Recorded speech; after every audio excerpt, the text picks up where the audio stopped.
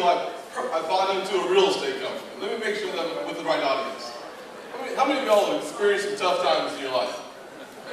I want to make sure it's a good audience. Well, I had the good fortune of being raised by a mother who believed strongly in individual responsibility.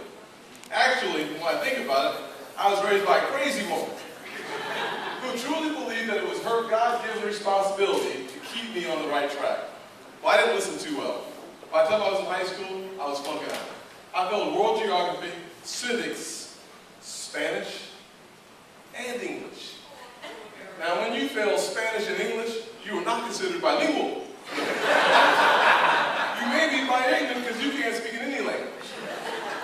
And when I look around our country today, we're having hard times. We're having challenging times.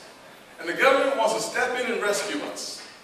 My mom said that love comes at the end of a switch. Maybe our government needs to remember that. Discipline, focus, and the private sector is the only way we recover from this economy. The government doesn't create jobs. Job creation only happens in the private sector. People like you and private business owners like me.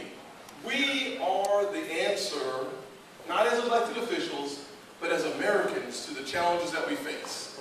There's a simple formula for job creation. It's limited government, lower taxes, and less government spending equals jobs. More jobs equals more homes being sold. Can I get an amen? More jobs means that there are more commercial properties being leased, more commercial buildings being purchased. It's important. It's critical for us to have a private sector job recovery. Cannot happen, and it will not happen, and it's not sustainable when the government tries to do what they cannot do. Limited government.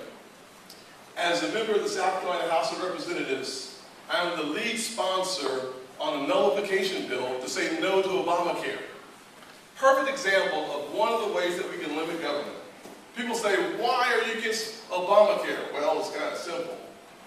$1.2 trillion, $570 billion of new taxes, $52 billion of new taxes on small business owners like us. We cannot pay higher taxes and hire more people. We can only do one or the other.